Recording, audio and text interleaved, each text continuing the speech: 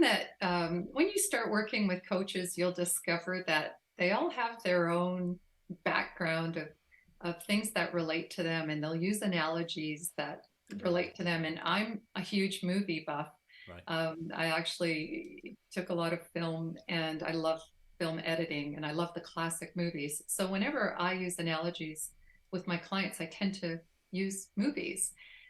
Hi, and welcome to Helping People Perform, the podcast that gives you fascinating insights into those people whose chosen vocation is to help others perform at their best. From consultants to teachers, sports coaches to financial advisors, all of my guests share a passion for getting the most out of individuals, teams, and organisations. Enjoy the episode. Hi everyone, and welcome to another episode of the Helping People Perform podcast. Delighted to be joined today all the way from Canada. We have personal development consultant at Dream Path. I hope I've got that right. Welcome to the show, Fran Banting. Hi, Paul. It's great to be here. Thanks so much for having me on. We were just talking before we record this episode about me getting the introductions wrong and fluffing those up. So hopefully I've stumbled over that one and we've got to where we are today. But Great job. speaking of which, could you give us a little bit of background in terms of what's got you to where you are today? Oh, well, I think it goes back to when I was about 20, I picked up this book called Think and Grow Rich. And I was totally engulfed in this book, but I didn't quite believe it. I would read it and think, well, it makes sense on paper, but how does this work in real life? And at the same time, I was in marketing. I was in a program at the local college, and we were learning about how people can be talked into buying a product if it's shown to them enough times.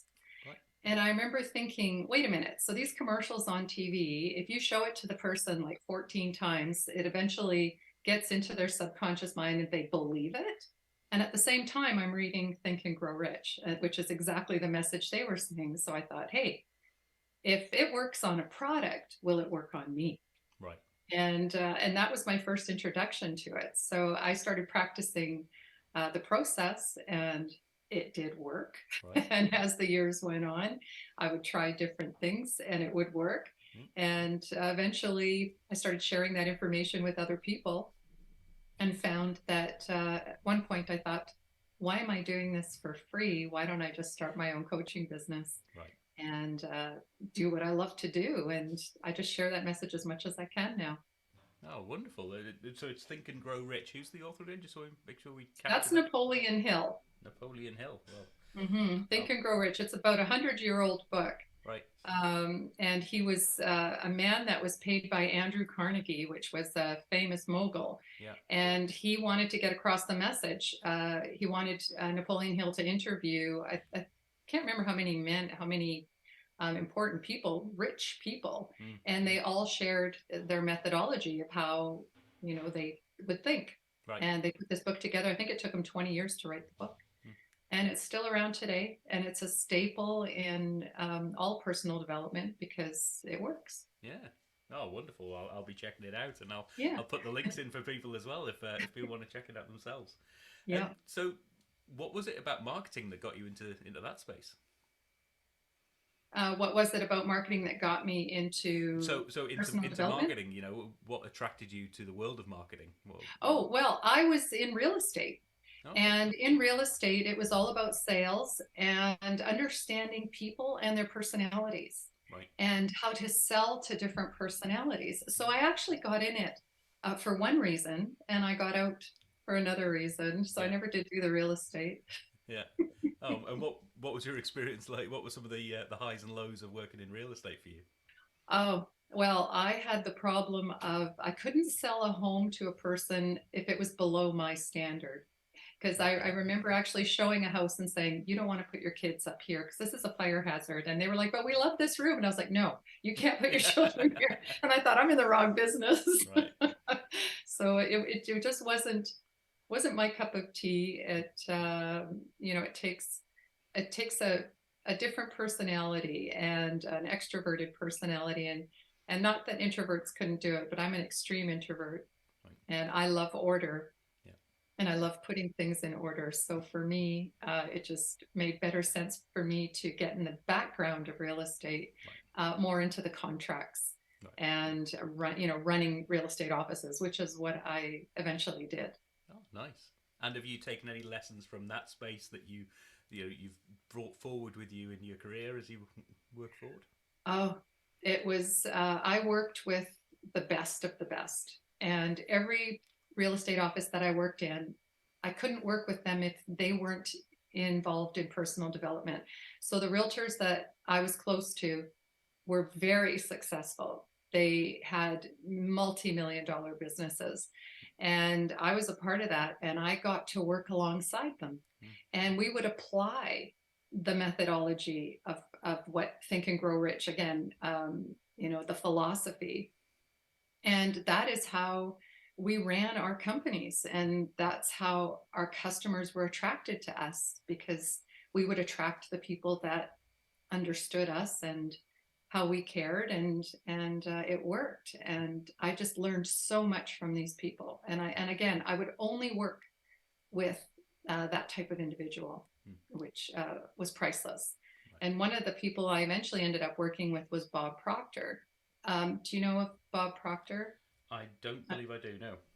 Well, he was in the movie The Secret. A lot of people Oh, of course. recognize him from that movie. And he's another person that I worked alongside of. And when you surround yourself with people that are, successful and have the same level of morals and ethics that you have, Mm. you tend to, be more productive, Mm. and the office is more productive because you're all on the same page Mm. and you all grow together. So, yeah, wonderful experiences surrounding yourself with great, great mentors. Yeah. Oh, so that took you then from that world of real estate. Did you make the move then from real estate into the world of coaching? Is that the move for you? Well, that's where it all started. I was in the real estate office and I found that a lot of the people were always coming in my office. Hey, Fran, you got a minute? Hey, Right. Fran, you got a minute? And they'd shut my door and they'd end up sitting there for an hour. And I thought, wow, I seem to be the office counselor here. Or, I was just helping these salespeople.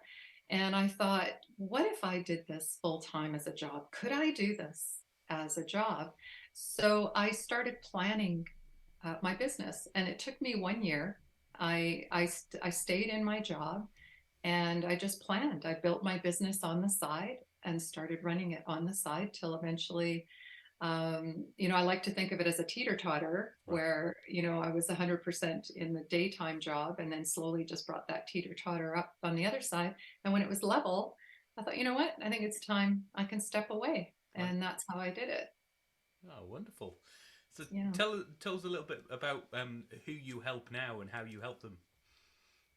Well, I work with individuals who basically the word I like to say is are stuck. And we all know that feeling where, you ask yourself that question, what's wrong with me? Why can't I just do this? It could be something as simple as picking up the phone and making a phone call. Mm. In sales, I remember the realtors were just petrified of picking up that phone and calling a client, even when the message they were going to give the client was going to help that client so much. Right. They still felt that they were invading their privacy or somehow stepping on their toes. And just working through that little wall that we have that stops us from doing things. And for some people, it's a big wall. It could be a big thing. And for some people, it could be the smallest wall, at like just going out your front door, Right. or, going to the grocery store. People are stuck Mm. in many places, and it all depends on what's happened in their lives, what their environment was. And it's different for everybody, which is why it's so important to have your own coach, because that person can get right to the heart of your matter. Mm. You can get as much information as you want that's general, but when you hire a coach, they're pinpointing your in your experience and what's keeping you stuck, because we were all raised differently Yeah. and we all have different emotions and different personalities. Mm. So it's hard to have a one stop fits all methodology. It just doesn't work. Yeah, yeah. There are some principles that can be applied in general to most situations, but as you say, once it gets down to the individual client Yeah, perspective, just knowing their specific circumstances, their right. challenges, their, as you say, their history, their background, makes all the Yeah, difference, doesn't it, in terms of helping them through. it does. It does. And once you pinpoint it, sometimes they're not even aware of it. Right. And once they understand it and they understand how they got there and why they're stuck, moving it is so fast and simple. Right. It's just allowing yourself, to be vulnerable enough to admit that you need help. And it's funny how we hire people to, you know, do everything else for us, but nobody wants to think about hiring somebody to help you achieve a goal. And But yet again, getting the back to people those. who do tend to be the ones who move to that next level, aren't they? That's right. And the mentors, as I was talking about, all those people, including Bob Proctor, all had their own coaches Yeah. because they knew the value of it. So it's a good thing when you can decide that you want to get to a different level in your life, that you're tired of being stuck and you're tired of being frustrated, and you just want to, get past that. That's a wonderful time in your life, and that's when things change. Right.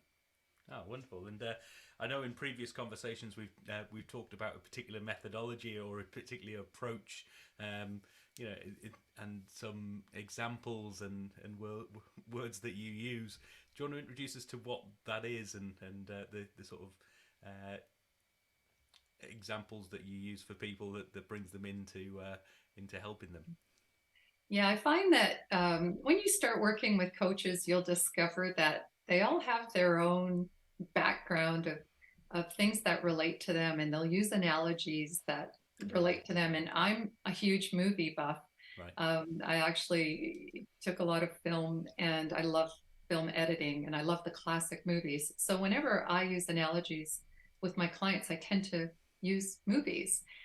So a lot of my coaching is surrounded with movie terminology, and everybody relates to movies. So it seems to work great. Mm. So, for example, my book is called Your Life as a Movie, Right. Scripting and Producing Your Dreams into Reality. And in that book, I helped people put together their goal, because a lot of people can't even say what they want. Right. So I thought, well, if I do it in a method of like making a movie, and I broke it up into three parts. I did the lights, camera, action. And with lights, I'm basically teaching you about your mind and how it works and how you think and why you can't think about your goal properly.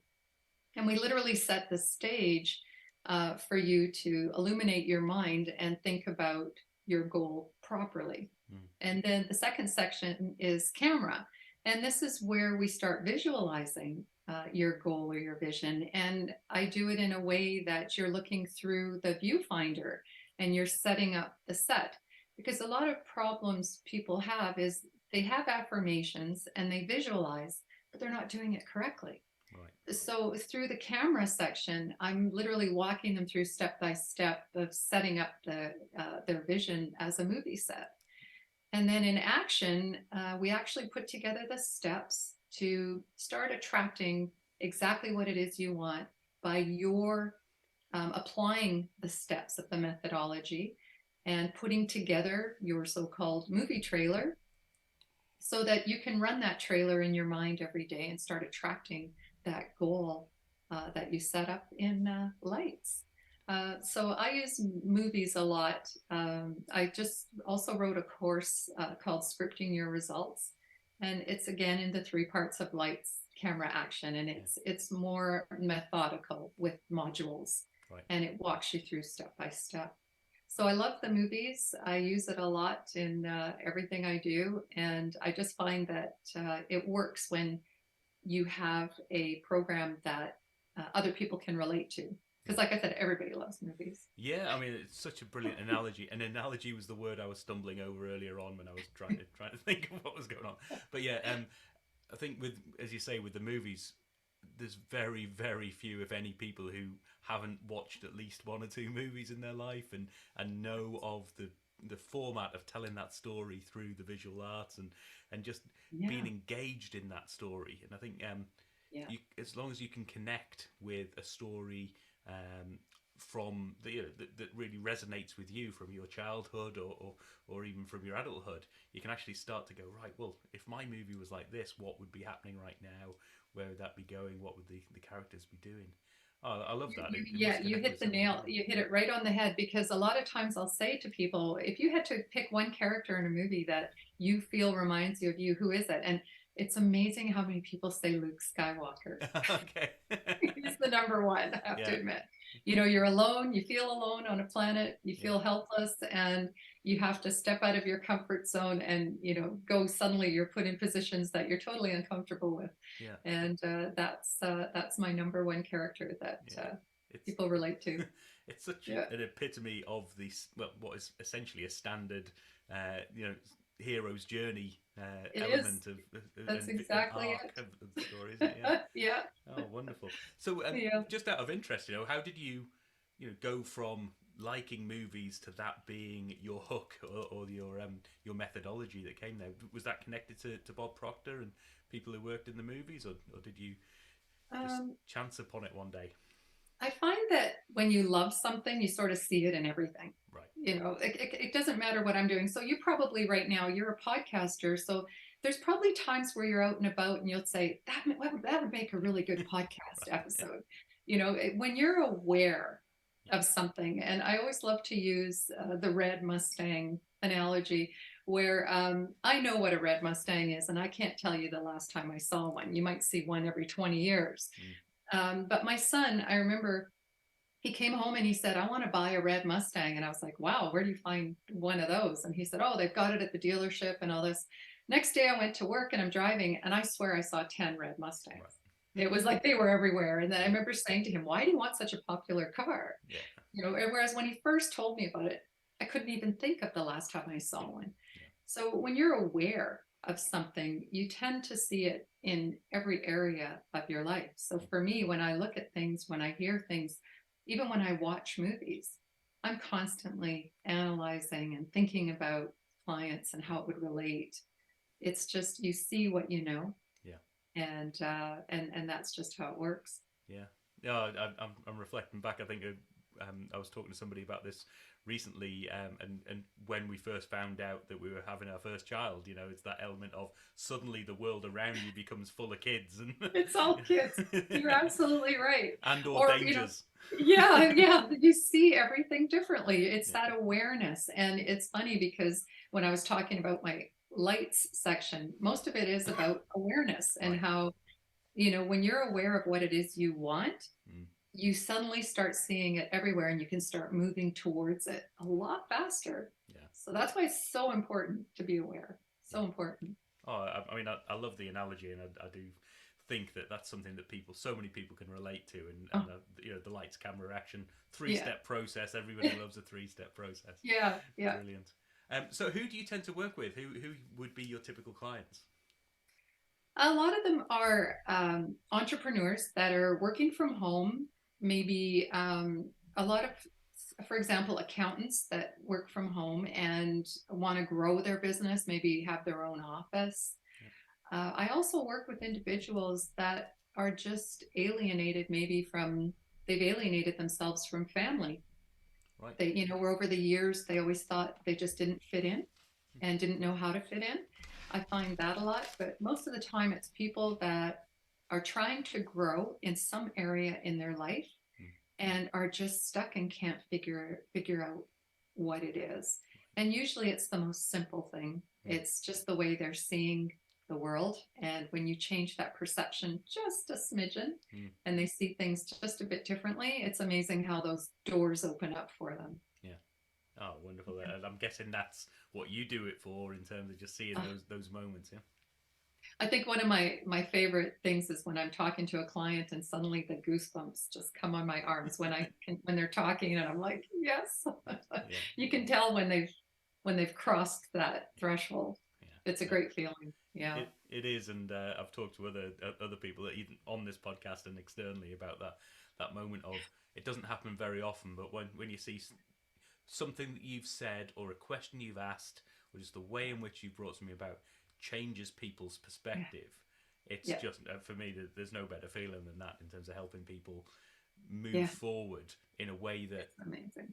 either they didn't know was possible to begin with, or they knew but they weren't quite sure, and They then weren't suddenly, quite sure. Yeah, they didn't know they had it in themselves. And so when you see that how excited they are, and usually there's crying or screaming or laughing, or everybody reacts differently. But when they do finally hit that point, yeah, yeah, that's what it's all for, yeah, that finish line.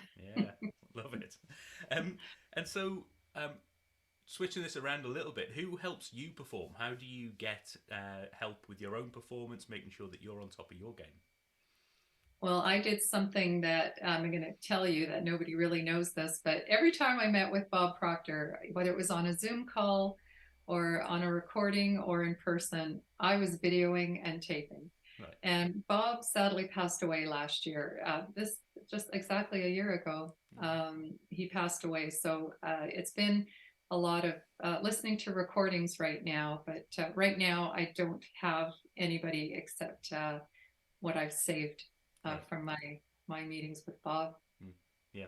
Oh, wonderful. I mean, it's when you get that connection with somebody and you get so Yeah. much from that relationship, you Yeah. can go back and you get a whole new lesson from a Yeah. same conversation. I'm sure. Same Yeah. exactly, and he was a brilliant man, and I've never met such an authentic person in my life, and he was the most caring person.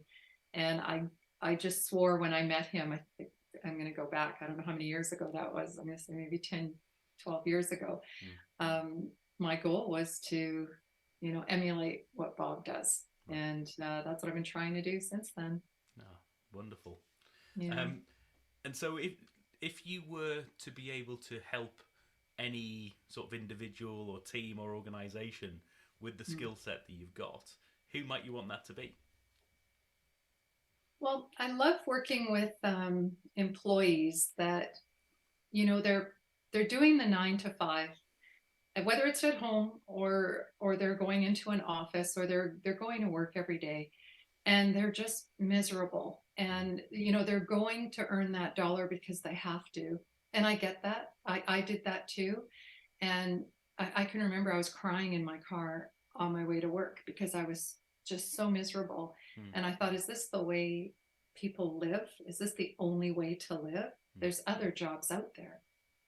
And so I would love to work more with employees, people that aren't on their own. They're not entrepreneurs, they're not business owners, but you can build your career and work your way up the ladder, so to speak, or go across into another position. You don't have to settle for where you are. Yeah. There are other options out there. And I'd like to focus on those individuals because I went through it myself and I understand it completely, where you're supporting your family and you can't move. And, Mm. and that's not what I'm saying to do, but there is a way to be happy Yeah. in your job and make it so that you are going to work in a more positive state. Mm. And that'll change your family too. Yeah. Like, they don't want you coming home miserable.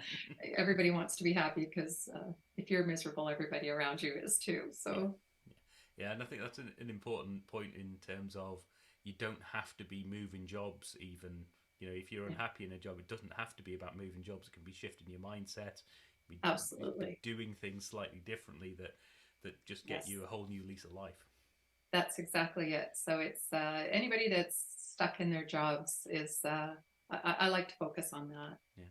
And are you predominantly focused on the Canadian market, North America? Do you go wider than that?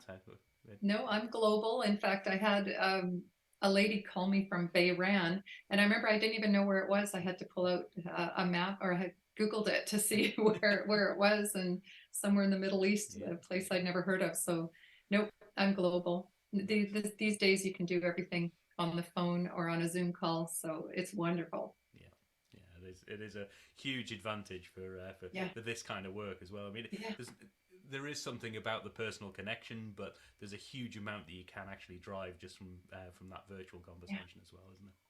yeah. It's great. Yeah. And if we flip this around a bit and said if you were able to sit down and have a drink or a coffee or a meal with somebody to learn from them, who might that be? Oh, Jim Carrey. Ah, Yeah, Jim Carrey is well, first of all, he's Canadian, yeah. so little background there. But to me, he's one person that he's the epitome of discovering himself and his authenticity, and how he shares that message now to the world. He's just gone through, from being poor and, desolate with his family, to being a multimillionaire, but then realizing that, hey, this wasn't the important thing in life. And he's just discovered himself. And when I listen to him talk, it's just amazing. And I'd love to just sit with him and have a conversation. It would be amazing. I can imagine that would be one hell of a conversation, basically. Yeah. He'd be doing all the talking, that's for sure. Oh, wonderful. Well, if Jim's listening, then give Fran a call. That's the way forward. Which brings us maybe into, how do people find out more? How do people get in touch, learn about your books, and maybe even get in touch with you to find out more about your offerings? Yeah, you can go to my website, dreampath.ca, or franbanting.com or .ca, and it's all there on my website. Oh, wonderful. Well, as always, we'll make sure those links are in there for people. And with like every one of our guests, firstly, thanks for coming on. But I do encourage our audience members to not only listen to these people, but if you've been inspired by what you've heard, you want to find out more, you're intrigued as to maybe that could be applicable to me, I'm not sure. Yeah.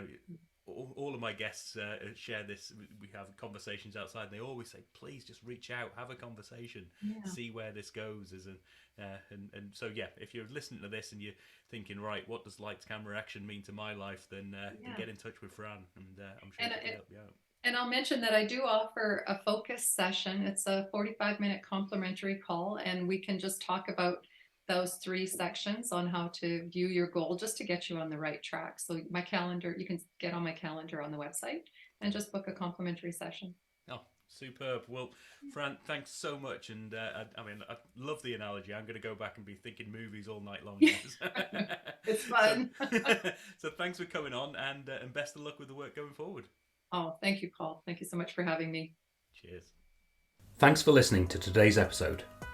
If you liked what you heard, then please give the podcast a rate, review, and share. I'm Paul Teasdale, and from sausage making to banking, oil and gas to Formula One, I help people perform. If you'd like to find out more and have a conversation, contact me via helpingpeopleperform.com.